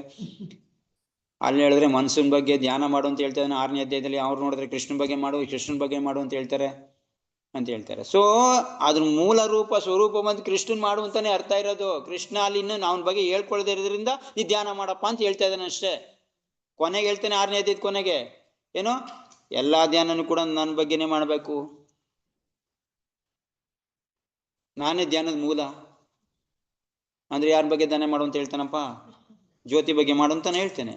ಎಲ್ಲರೂ 6ನೇ ಅಧ್ಯಾಯದ ಜ್ಯೋತಿ ಬಗ್ಗೆ ಧ್ಯಾನ ಮಾಡು ಅಂತ ಬರ್ದಿರ್ತಾರೆ. ಜ್ಯೋತಿ ಬಗ್ಗೆ ಮಾಡಿ ಮಾಡಿ ಮಾಡಿ ತಲೆ ಕೆಟ್ಟು ಕೆರೆ ಹೋಗಿತೆ ಸುಮ್ಮನೆ. ಅವ್ರಿಗೂ ಯಾರು ಮಾಡಿದಾರೋ ಅವ್ರದ್ದು ಹಂಗೆ ಆಗಿರೋದು. ಇವಾಗ ಜೈಲಲ್ಲಿ ಕೂತ್ಕೊಂಡು ಭಗವದ್ಗೀತೆ ಬರ್ದವ್ರು ಇದ್ದಾರೆ. ಭಗವದ್ಗೀತೆಗೆ ಭಾವಾರ್ಥನ ಜೈಲಲ್ಲಿ ಜೈಲಿಗೆ ಹೋಗಿರೋದು ಯಾಕೆ, ಅವನು ಯಾವ್ದೋ ಮುಖಾಂತರ ಕೈದಿಯಾಗೋ ಇಲ್ಲ ಯಾವ್ದೋ ರಾಜಕೀಯ ಮುಖಾಂತರ ಹೋಗಿದ್ದಾನೆ, ಕೆಲ್ಸ ಇರ್ಲಿಲ್ಲ, ಭಗವದ್ಗೀತೆ ಓದಿದ್ರು, ಏನ್ ಮಾಡಿದ್ರು ಅಲ್ಲಿ ಭಾವಾರ್ಥ ಬರೆದ್ರು. ಏನ್ ಬರೀತಾನಪ್ಪ ಜೈಲಲ್ಲಿ ಕೂತ್ಕೊಂಡು ಅವನು. ಸೊ ಅಂದ್ರೆ ಅರ್ಥ, ಯಾವಾಗ ನಾವು ಭಕ್ತರದು ಸಂಘ ಮಾಡಿದ್ರ, ಭಕ್ತರು ಸಹವಾಸ ಮಾಡಿದಿರ, ಬೇರೆ ಬೇರೆ ಗ್ರಂಥಗಳನ್ನ ಅಧ್ಯಯನ ಮಾಡಿದಿರ, ಭಗವಂತನ ಬಗ್ಗೆ ಸರಿಯಾಗಿ ಅರ್ಥ ಮಾಡ್ಕೊಳ್ದಿರ, ಭಗವಂತ ಯಾರು ಅಂತ ಯಥಾರೂಪವಾಗಿ ಗುರುಗಳಿಂದ ಕೇಳ್ದಿರ, ನಮಗೆ ಭಾವಾರ್ಥ ಆಗ್ಲಿ ಇದಾಗ್ಲಿ ಬರೆಯೋದು ಅಸಾಧ್ಯವಾಗಿರೋ ಕೆಲಸ. ಪ್ರಭುಪಾದ ಇದನ್ನ ಬರೆಯಕ್ಕೆ ಕೊನೆ ತಮ್ಮ ಜೀವನದ ಕೊನೆ ಅಂತ್ಯಕಾಲದಲ್ಲಿ ಎಲ್ಲ ಆದ್ಮೇಲೆ ಕೊನೆ ಬರ್ದಿರೋದು. ಅಂತ್ಯಕಾಲ ಅಂದ್ರೆ ಪ್ರಭುಪಾದ 70ನೇ ವಯಸ್ಸಲ್ಲಿ ಬರ್ದಿರೋದು. ಸೊ ಅದು ಯಥಾಸ್ಥಿತಿ ಯಥಾವತ್ತು ಕೃಷ್ಣಂದು ವಿಷಯ. ಕೃಷ್ಣ ಇದೇನಿದೆ, ಕೃಷ್ಣ ಯಾವ ಭಾವನೆಯಲ್ಲಿ ಹೇಳಿದ ಅದನ್ನ, ಯಾಕೆಂದ್ರೆ ಪ್ರಭುಪಾದ ಎಲ್ಲದನ್ನು ಅಧ್ಯಯನ ಮಾಡಿ, ಎಲ್ಲ ಗ್ರಂಥಗಳು ಅಧ್ಯಯನ ಮಾಡಿ, ಭಗವದ್ಗೀತೆದ ಎಲ್ಲ ಆಚಾರ್ಯರು ಬರ್ದಿರಂತ ಇದನ್ನ ಭಾವಾರ್ಥನ ಓದಿ ಆಮೇಲೆ ಬರ್ದಿರಂತ ಗ್ರಂಥ, ಆಮೇಲೆ ಬರ್ದಿರಂತ ಭಾವಾರ್ಥ. ಸೊ ಅದಕ್ಕೆ ಇದನ್ನು ಓದಿದಾಗ ಭಕ್ತರಾಗಿದ್ದಾರೆ ಹೊರತು ಬೇರೇನೂ ಆಗೋದಿಲ್ಲ. ಅದರಿಂದ ಭಗವದ್ಗೀತೆನ ನಾವು ನಾಳೆಯಿಂದ ಶ್ಲೋಕ ಬೈ ಶ್ಲೋಕ ಓದೋಣ. ಇದನ್ನ ಓದಿದಾಗ ನಿಮ್ಗೆ ಇದನ್ನ ನಿಮ್ಮ ಜೀವನಕ್ಕೆ ಯಾವ ರೀತಿ ಅಳವಡಿಸ್ಕೊಳ್ಳೋದು ಅದು ಮುಖ್ಯವಾಗಿರುತ್ತೆ. ಮತ್ತೆ ನೀವು ಮುಂದೆ ಏನಾದ್ರೂ ಭಗವದ್ಗೀತೆ ಬಗ್ಗೆ ಹೇಳಕ್ ಹೋದ್ರೆ ಇದನ್ನ ಈ ಪಾಯಿಂಟ್ಗಳನ್ನ ಇಟ್ಕೊಂಡೆ ನೀವು ಭಗವದ್ಗೀತೆ ಹೇಳ್ಬೋದು ಇನ್ನೊಬ್ರಿಗೆ. ಮತ್ತೆ ಇದು ನಮ್ಮ ತುಂಬಾ ಚೆನ್ನಾಗಿ ಅರ್ಥ ಆಗತ್ತಾರ. ಅಂದ್ರೆ ಪಾಯಿಂಟ್ ವೈಸ್ ಅಲ್ಲಿ ನೀವು ಯಾವಾಗ ಅರ್ಥ ಮಾಡ್ಕೋತಿರೋ ಆ ಪಾಯಿಂಟ್ ವೈಸ್ ಅನ್ನ ಬರೀ ಪಾಯಿಂಟ್ ಓದಿದ್ರು ಸಾಕು, ಆ ಶ್ಲೋಕದ್ದು ನಿಮ್ಗೆ ವಿವರ ಗೊತ್ತಾಗಿರುತ್ತೆ. ಆ ತರ ಸ್ವಲ್ಪ ಮಾಡ್ಬೇಕು ಅಂತ ಪ್ರಯತ್ನ. ಸೊ ಅದು ಆಗತ್ತೆ. ಸೊ ನೀವು ಗಮನ ಇಟ್ಟು ಅಟೆಂಡ್ ಆಗ್ಬೇಕು, ಗಮನ ಇಟ್ಟು ಕೇಳಬೇಕು, ಸ್ವಲ್ಪ ಟೈಮ್ ಕೊಡಬೇಕು. ಸೊ ಜಾಸ್ತಿ ಟೈಮ್ ಮಾಡಲ್ಲ, ಯಾವತ್ತೂ 7:15 ಒಳಗಡೆ ಮುಗಿಸೋಕ್ಕೆ ಟ್ರೈ ಮಾಡ್ತೀವಿ. ಗ್ಯಾರಂಟಿ 7:15 ಆಗುತ್ತೆ. ಕಡಿಮೆ ಇದ್ರೆ 7 ಗಂಟೆಗೆ ಮುಗಿಯುತ್ತೆ. ಇಲ್ಲ ಅಂದ್ರೆ ಮ್ಯಾಕ್ಸಿಮಮ್ ಅಂದ್ರೆ 7:15. ಯಾಕೆಂದ್ರೆ ಬೆಳಿಗ್ಗೆ ಅವ್ರವ್ರ ಕೆಲಸ ಬೇಜಾನಿರುತ್ತೆ, ಅದನ್ನ ಮಾಡ್ಕೊಳಕ್ಕೆ. ಸೊ ಜಾಸ್ತಿ ಟೈಮು ತಗೊಳ್ಳೋಣ. ಅದರಿಂದ ನೀವೆಲ್ಲರೂ ಭಗವದ್ಗೀತೆ ಕಲಿಯೋಕ್ಕೆ ಉತ್ಸುಕತೆಯಿಂದ ಮತ್ತೊಮ್ಮೆ ನಿಮ್ಗೆ ಹೇಳಿದ್ರು ಪರವಾಗಿಲ್ಲ, ಬೇರೆ ಯಾರನ್ನ ಕೇಳಿದ್ರು ಪರವಾಗಿಲ್ಲ, ಸೊ ಏನಾಗಿದ್ರು ಪರವಾಗಿಲ್ಲ, ಇದು ಒಂದ್ಸರಿ ಕೇಳ್ತಾ ಹೋಗಿ. ಏನ್ ಹೇಳ್ತಾ ಇದೀವಿ, ಇದು ನಮ್ಗೆ ನಿಮ್ಗೆ ಎಲ್ಲಾರ್ಗು ಕೂಡ ಅನುಕೂಲವಾಗಿರೋದು. ಮತ್ತೆ ಸ್ಮರಣೆ ಆಗ್ತಾ ಇದೆ ಅಂತಂದ್ರೆ ಭಗವದ್ಗೀತೆನ ಎಷ್ಟು ಸಾರಿನೂ ಓದೋದು ಸಾಲಲ್ಲ ಅಂತಂದ್ರೆ ಬರೀ ನಾವು 2ನೇ ಸರಿ ಓದ್ತಾ ಇದ್ರೆ ಸುಸ್ಸಾಗ್ಬಿಟ್ರೆ ಹೆಂಗೆ. ಅದ್ರಿಂದ ಮತ್ತೆ ಮತ್ತೆ ಮತ್ತೆ ಮತ್ತೆ ಇದನ್ನ ಓದ್ತಾ ಇರಿ. ಸೊ ಮನನ ಮಾಡ್ತಾ ಇರಿ, ನೋಡೋಣ ಏನಾಗುತ್ತೆ ಅಂತ. ಸೊ ಇದೊಂದು ನಮ್ಮ ಈ ಒಂದು ವರ್ಷದ ಪ್ರಯತ್ನದಲ್ಲಿ ಭಗವದ್ಗೀತೆನ ಒಂದು. ಸೊ ಈ ಒಂದು ವರ್ಷದಲ್ಲಿ ನಾವು ಈ ಭಗವದ್ಗೀತೆನ ಕಂಪ್ಲೀಟ್ ಮಾಡಲೇಬೇಕು ಅಟ್ ಎನಿ ಕಾಸ್ಟ್. ಯಾಕೆಂದ್ರೆ ಅಟ್ಲೀಸ್ಟ್ ಮಿನಿಮಮ್ ಈಗ ನಾವು ಒಂದು ವರ್ಷ ಇದು ಮಾಡಿದೀವಲ್ವಾ, ಒಂದು ವರ್ಷ ಈ ಆಧ್ಯಾತ್ಮಿಕಕ್ಕೆ ಪ್ರಯತ್ನ ಮಾಡಬೇಕು ಅಂತ, ಬೇರೆ ಏನು ನಮ್ಮ ಕೈಲಿ ಆಗ್ಲಿಲ್ಲ ಅಂತಂದ್ರೆ ಭಗವದ್ಗೀತೆನಾದ್ರೂ ನಾವು ಕಂಪ್ಲೀಟ್ ಆಗಿ ಅರ್ಥ ಮಾಡ್ಕೊಳಕ್ಕೆ ನೋಡ್ಬೇಕು. ಸೊ ಡೈಲಿ ನೀವೇನಾರ ಆಗೋದಾದ್ರೆ ಇದ್ರ ಬಗ್ಗೆ ಗ್ಯಾರಂಟಿ ಒಂದು ಪ್ರಯತ್ನ ಮಾಡೋಣ. ಭಗವಂತ ಮಿಕ್ಕಿದ್ದೆಲ್ಲ ಭಗವಂತಂದು, ನಾವು ಪ್ರಯತ್ನ ಅಂತೂ ನಾವು ಮಾಡೋಣ. ಪ್ರಯತ್ನ ಬಯಸ್ತಾನೆ ಭಗವಂತ, ನಿಮ್ಮ ಕಡೆಯಿಂದ ಏನಾಗ್ತಾ ಇದೆ ಅಂತ ಬಯಸ್ತಾನೆ. ಸೊ ಅದನ್ನ ಮಾಡೋಣ, ಭಗವಂತ ನಿಶ್ಚಯ ಏನಾಗುತ್ತೋ ನೋಡೋಣ. ಸೊ ಇದು 2ನೇ ಸ್ಟೆಪ್ಪು. ಮೊದಲು ಶುರು ಮಾಡಿದ್ದು ನಾವು ಭಾಗವತಂ ಶುರು ಮಾಡಿದ್ವಿ. ಸೊ ಅದನ್ನು ಶುರು ಮಾಡಿದ್ವಿ, ಇಷ್ಟು ಕಾಲೇ 1ನೇ ಅಧ್ಯಾಯ ಮುಗಿದು 2ನೇ ಅಧ್ಯಾಯಕ್ಕೆ ಹೋಗಿರ್ತಿದ್ವಿ. ಸೊ ಶುರು ಮಾಡಲಿಲ್ಲ. ಸೊ ಅಟ್ಲೀಸ್ಟ್ ನಿಧಾನಕಾರ ಮಾಡ್ತಾ ಇದ್ದೀವಿ. ಮಾಡೋಣ ನಾಳೆಯಿಂದ.